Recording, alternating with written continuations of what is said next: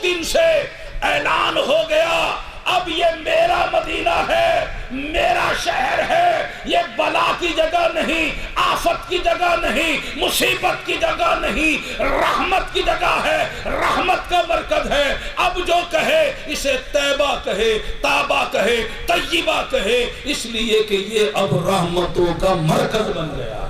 نعرہ تکبیر، نعرہ رسالت، مظہر کبریاء، مظہر مصطفیٰ، اولیاء اور سرکار کی غلامی۔ اے اسلام۔ اور پھر اللہ نے مکہ مکرمہ کی قسم فرمائی، کس لیے کہ وہاں کعبہ ہے، اس لیے کہ وہاں بیر زمزم ہے، کیا اس لیے کہ وہاں مقام ابراہیم ہے، کیا اس لیے کہ وہاں اسماعیل و ہاجرہ پہنچے تھے، کیا اس لیے کہ وہاں آدم آئے تھے؟ نہیں نہیں، اللہ خود فرماتا ہے وَأَنْتَ حِلٌّ بِهَذَا الْبَلَدِ، محبوب اس لیے کہ تم اس شہر میں رہتے ہو۔ مکے کو بھی مقام ملا انہی کے نسبت کے فیضان سے، مدینہ بھی محترم ہوا انہی کے صدقے میں، اور یہ جو امت ساری امتوں کی سردار بن گئی، یہ امت جو امت بیضا بن گئی، یہ امت جو ساری امتوں سے افضل ہو گئی، کس لیے؟ اس لیے کہ انہیں حضور سے نسبت حاصل ہے۔ اور پھر حضور سے نسبت کا فیضان تو دیکھو، کتاب تو زبور بھی ہے، توریت بھی ہے، انجیل بھی ہے، قرآن بھی ہے، شریعتیں تو پہلے بھی تھیں، شریعت محمدی بھی ہے۔ پہلی شریعتوں پر احکام کیسے تھے اور حضور کی شریعت میں احکام کیسے آ گئے؟ بنی اسرائیل میں خاص طور پر ان کے لیے جو احکام تھے ذرا سنو تو صحیح، اور اپنی شریعت کے احکام دیکھو، یہ نرمی کیوں ہوئی، یہ رحمت کیوں ہوئی؟ یہ حضور سے نسبت کا فیضان ہے۔ پہلی امت والے اگر توبہ کرتے تھے تو ان کی توبہ کی قبولیت اس وقت ہوتی تھی جب چھرا اٹھا کر گلے پر پھیر دے۔ اور یہاں اے میرے نبی کے غلاموں، نادم و شرمندہ ہو کر تو آنسو بہا لو، تمہاری توبہ قبول کر لوں گا۔ پہلے والوں کو حکم تھا جس عضو سے گناہ کرو اسے کاٹ دو، آنکھ سے بدنگاہی کی، حرام کاری کی، آنکھ کو باہر نکال دو، زبان سے گالی دی، گندی بات کری، کاٹ کے پھینک دو، ہاتھ سے حرام کام کیا، گناہ کا کام کیا، ہاتھ کاٹ دو، پاؤں سے گناہ کے مقام پر چل کر کے پاؤں کاٹ دو۔ اور اس شریعت میں ایسا کوئی حکم ہے؟ یہاں تو کہا گناہ ہو گیا توبہ کر لو، معافی مانگ لو، اللہ کے حضور جھک جاؤ۔ گناہ ہی معاف نہیں ہوگا، گناہ کی جگہ نیکیاں لکھ دی جائیں گی۔ پہلی شریعت میں جس جگہ نجاست لگ جائے، ناپاکی لگ جائے، اتنی جگہ کو کاٹنے کا حکم تھا، اور ہماری شریعت میں پانی سے پاک کر لو، وہ جگہ پاک ہو جائے گی۔ پہلی شریعت میں دن رات میں 50 نمازیں فرض تھی، اور ہمیں کہا تم تو محبوب کے غلام ہو، تم 5 پڑھو 50 کا ثواب دیں گے۔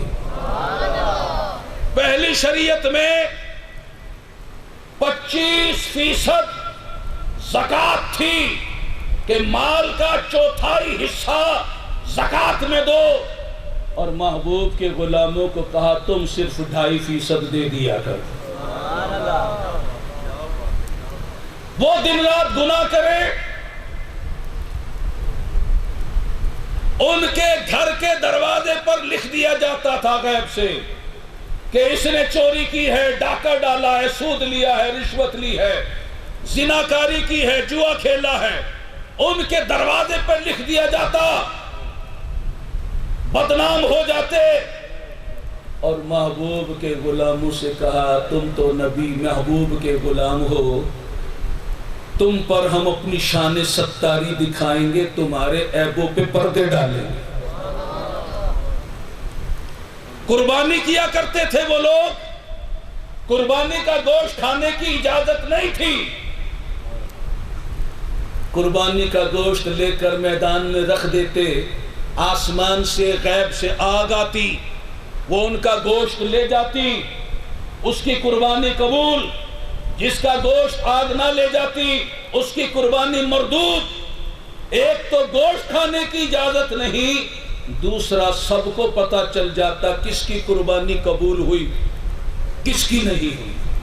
اور ہمیں جانور قربان کرو، گوشت تمہارا، ثواب بھی ملے گا، نیکی بھی ملے گی، جنت بھی ملے گی، دنیا میں گوشت بھی تمہیں ملے گا۔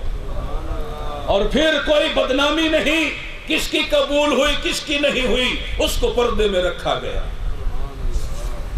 پہلے والوں کے لیے ضروری تھا اللہ کی عبادت کرنے کے لیے، نماز پڑھنے کے لیے مسجد ہی میں جانا ہوگا، چاہے میلوں سفر طے کریں، مسجد ہی میں جانا ہوگا، مخصوص مقام ہی پر جا کر نماز پڑھ سکتے ہیں۔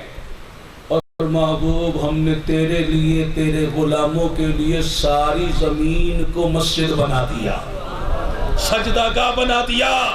تم صحرا میں ہو، میدانوں میں ہو، گھروں میں ہو، دفتروں میں ہو، دکانوں میں ہو، بازاروں میں ہو، کہیں بھی ہو، تم اللہ کو سجدہ کر سکتے ہو، تمہارے لیے اجازت عام ہے۔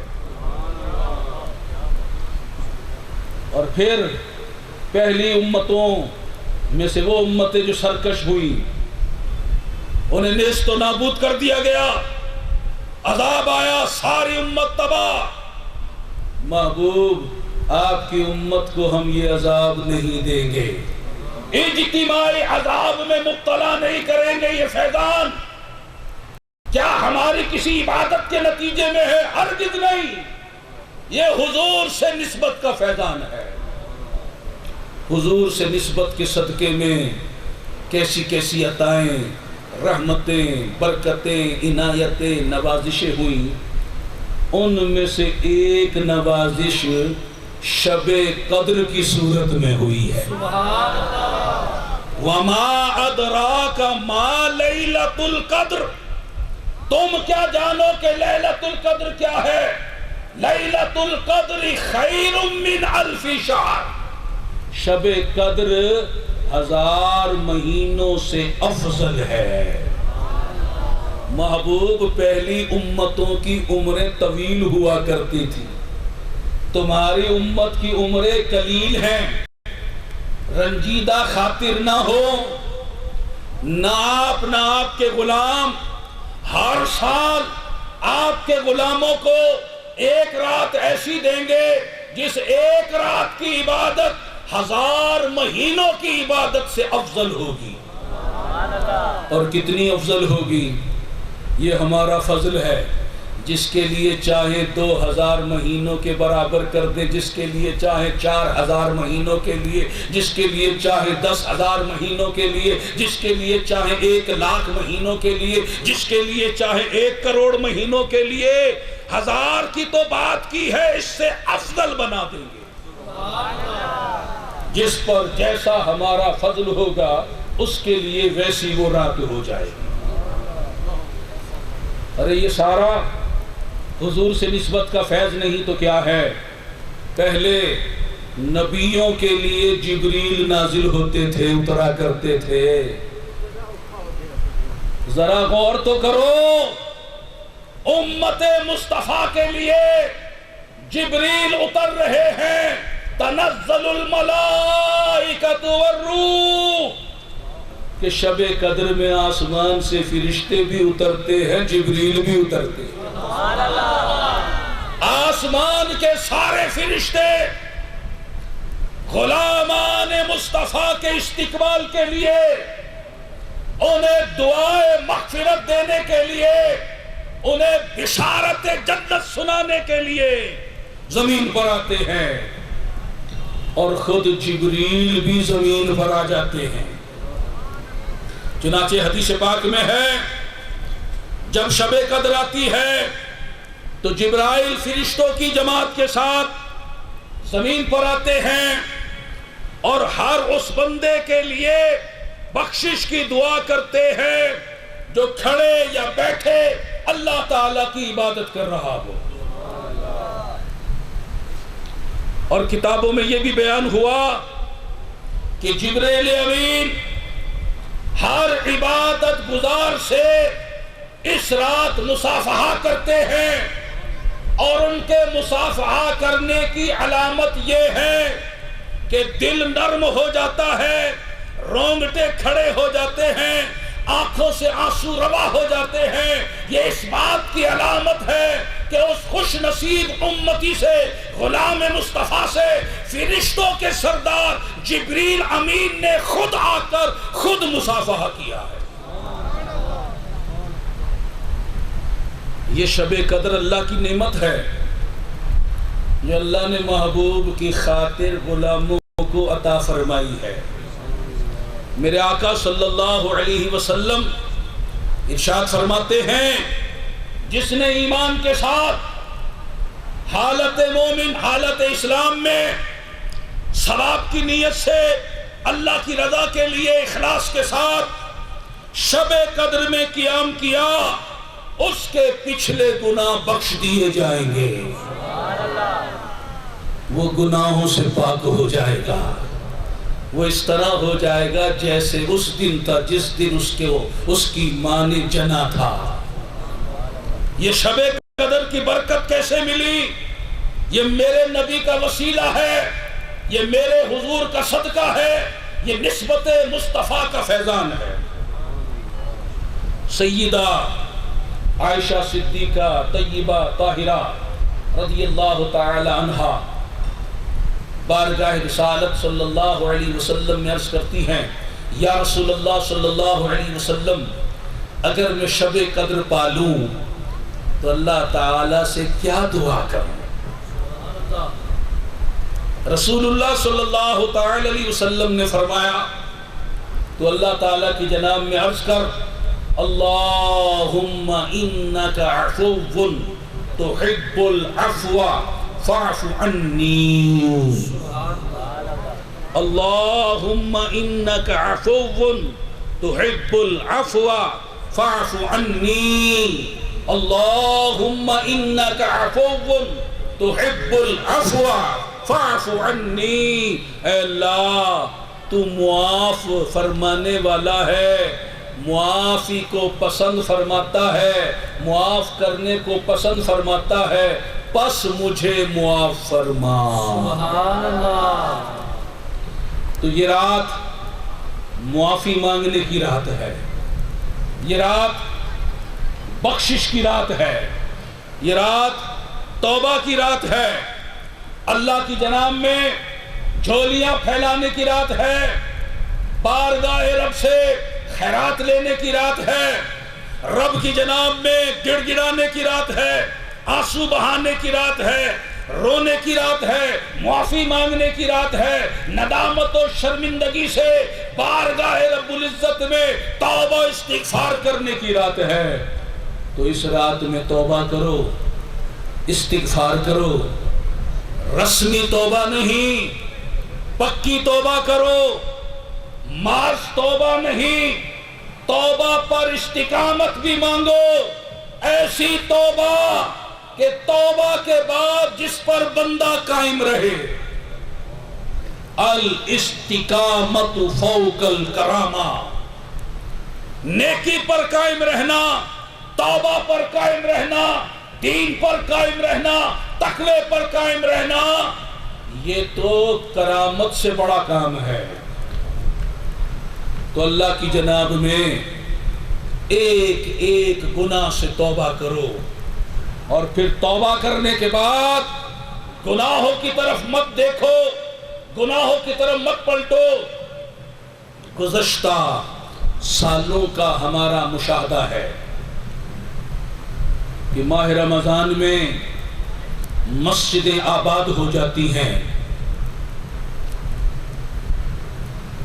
تلاوت قرآن پاک کثرت سے ہوتی ہے، تراویح بھی ادا ہوتی ہے، سینکڑوں ہزاروں لاکھوں لوگ 10 دن کے لیے اعتکاف کی نیکی کرتے ہیں۔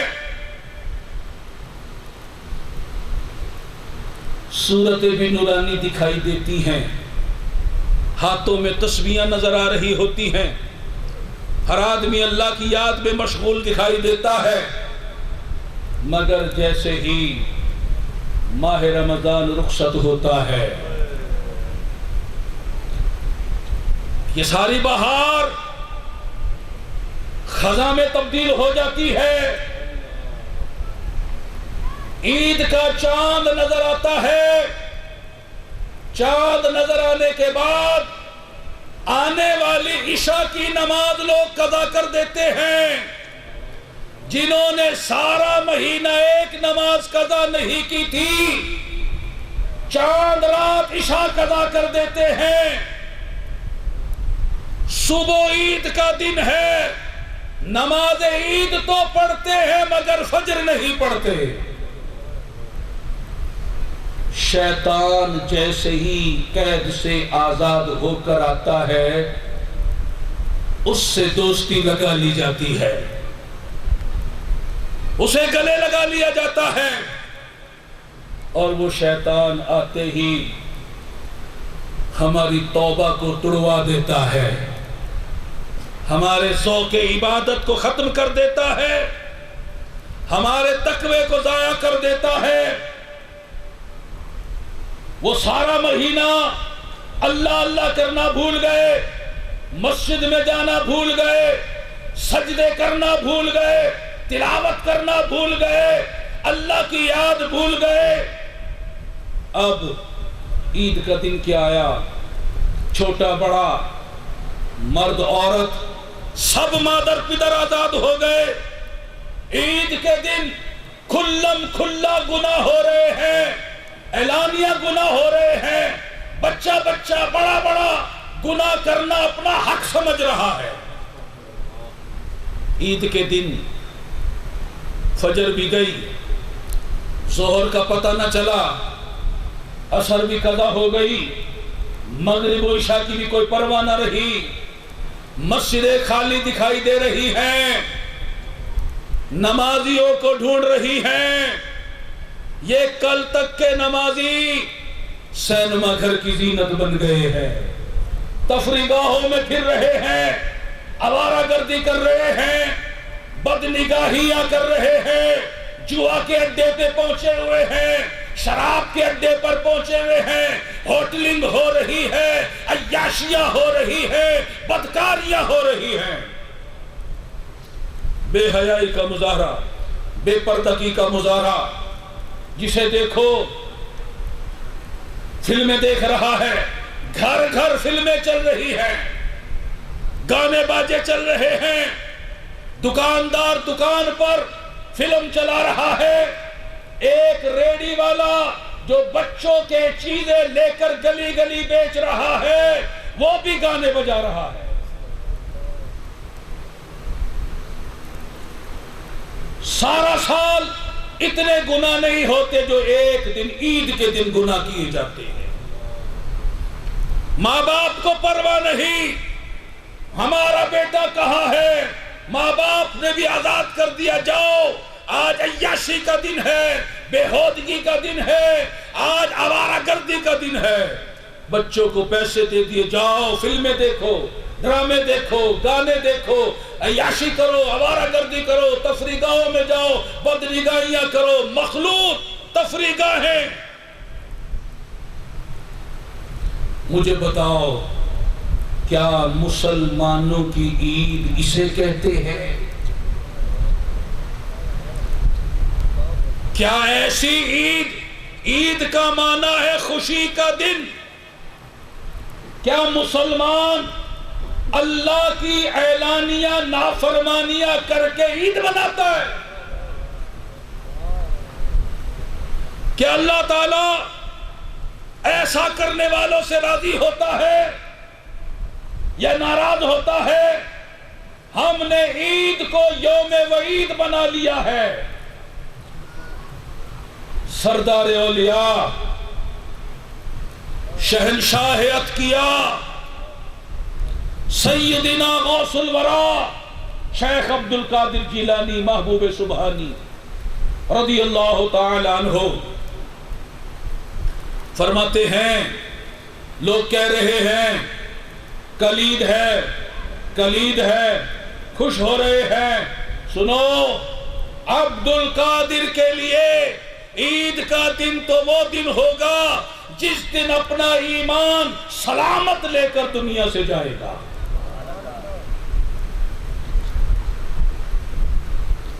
تم جسے پیران پیر کہتے ہو، وہ تو ایمان کی حفاظت کی فکر عید رات بھی کر رہے ہیں، عید کے دن بھی کر رہے ہیں، اور ہمیں ایمان کی پرواہ ہی نہیں، ہم شیطان کے پیچھے لگ گئے۔ مولا کائنات مولا علی شیر خدا کرم اللہ تعالی وجہہ الکریم ارشاد فرماتے، سنو، عید کا دن وہ دن ہوتا ہے جس دن اللہ کی نافرمانی نہ ہو، کوئی گناہ نہ ہو، ایک بھی خطا نہ کی جائے۔ بندے کے لیے عید کا دن وہ دن ہوتا ہے، اور شب قدر وہ ہوتی ہے جس رات اللہ کی کوئی بھی نافرمانی نہ کی جائے۔ اور سن لو، ہمارے لیے ہر دن عید کا دن ہے اور ہماری ہر رات شب قدر ہے۔ ہم نے تو اچھے کپڑے پہننے کو، اچھے جوتے پہننے کو، ایک دوسرے کو عیدی دینے کو عید سمجھ لیا ہے۔ کسی نے کیا خوب کہا، لیس العید لمن لبس الجدید، عید اس کے لیے نہیں ہے جس نے اچھے کپڑے نئے کپڑے پہنے ہیں، انما العید لمن خاف الوعید، عید تو اس کے لیے ہے جو اللہ تعالی سے ڈر گیا۔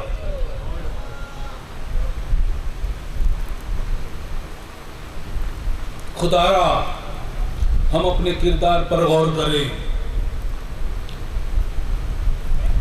کیا چند دن کے بعد جو یوم عید آنے والا ہے اسے ہم یوم وعید بنائیں گے، نماز قضا کریں گے، عیش و عشرت میں پڑھیں گے، مسجد آباد کریں گے یا سینما گھر آباد کریں گے، اللہ کے ذکر میں مشغول ہوں گے یا گانے باجوں میں لگیں گے، ذکر اللہ کریں گے یا فلمیں ڈرامے دیکھتے پھریں گے، اللہ کی یاد کے چراغ جلائیں گے یا تفریح گاہوں کو آباد کریں گے؟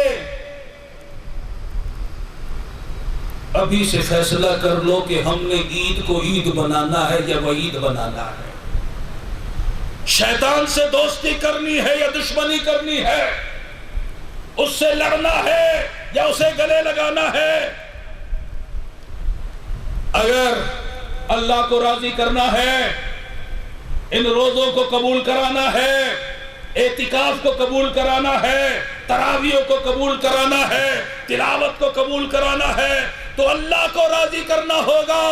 اللہ سینما گھر میں جانے سے راضی نہیں ہوتا، تفریح گاہوں میں جانے سے راضی نہیں ہوتا، مخلوق میل جول سے راضی نہیں ہوتا، اللہ باہر گھومنے پھرنے آوارہ گردی کرنے سے راضی نہیں ہوتا، اللہ تو نیکیاں کرنے سے راضی ہوتا ہے،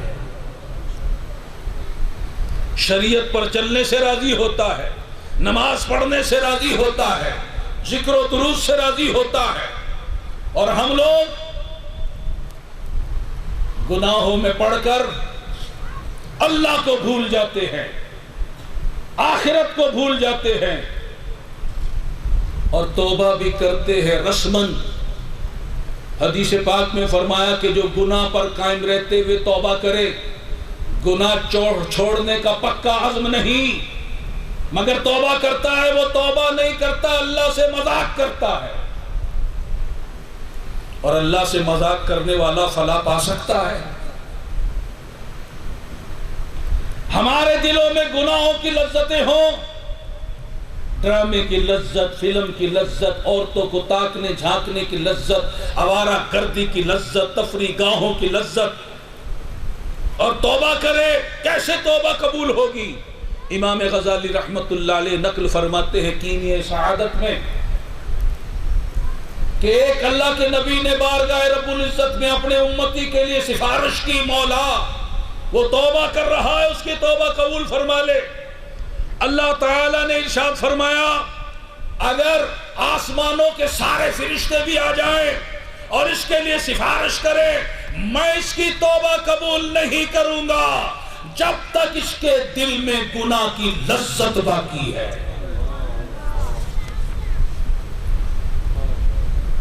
ہمیں تو توبہ کرنی بھی نہیں آتی، ہم دن رات گناہوں میں پڑے رہتے، ہم نے ماہ رمضان میں بھی گناہ کرنا نہیں چھوڑا۔ کار قریب سے گزرتی، اندر سے میوزک اور گانے کی آوازیں آ رہی ہیں، ماہ رمضان میں پابندی سے ڈرامے دیکھے جا رہے ہیں، ماہ رمضان میں سینما گھر چل رہے ہیں۔ ہم نے تو ماہ رمضان میں بھی گناہ کرنا نہیں چھوڑا، جبکہ اولیاء اللہ گناہوں سے دور رہتے ہیں، نیکیوں سے بھرپور زندگی گزارتے ہیں، پھر بھی اللہ سے ڈرتے ہیں۔ سیدنا امام حسن بصری رحمت اللہ علیہ اولیاء کے ایک بڑے جماعت کے سردار ہیں، جن کی نگاہ فیض اثر سے بہت سے لوگوں کو ولایت مل گئی، گھر میں بیٹھے رو رہے ہیں، گریہ اوزاری کر رہے ہیں، ہچکیاں لے رہے ہیں، لوگ پریشان ہو گئے، مرید پریشان ہو گئے، محبین پریشان ہو گئے، عرض کی حضور آپ کیوں رو رہے ہیں؟ آپ تو صاحب تقویٰ ہیں، منصب ولایت پر فائد ہیں، اللہ کے مقرب بندے ہیں، آپ کیوں رو رہے ہیں؟ فرمانے لگے آج ایک خیال مجھے آیا، اس نے مجھے تڑپا دیا، اس نے مجھے رلا دیا، میں سوچنے لگا کہ کہیں اپنی زندگی میں جان بوجھ کر تو میں نے نہیں کیا، لیکن کہیں بھولے سے میں نے کوئی ایسا کام نہ کر لیا ہو جو اللہ کو پسند نہ آیا ہو، وہ مجھ سے ناراض ہو گیا ہو، کہیں بھولے سے میں ایسی جگہ نہ چلا گیا ہوں جہاں جانا اللہ کو پسند نہ ہو، وہ مجھ سے ناراض ہو گیا ہو اور میرے اعمال برباد ہو گئے ہوں، وہ مجھ سے ناراض ہو گیا ہو، میں آج اس پہ رو رہا ہوں کہیں میرا رب مجھ سے ناراض نہ ہو گیا۔ وہ سراپا نیکوکار، صاحب تقویٰ، منصب ولایت پر فائد ہونے والے اللہ سے ڈر رہے ہیں، اس کی ناراضگی سے ڈر رہے ہیں، کہیں بھولے سے گناہ نہ ہو گیا ہو۔ ذرا ہم اپنے اندر جھانکیں، ہم بھولے سے نہیں، ہوش و حواس میں جیتے جاگتے جان بوجھ کر گناہ کرتے ہیں، کر رہے ہیں، پھر ہمیں کیوں نہیں ڈر لگ رہا؟ کیا ہمارا دل پتھر بن گیا ہے؟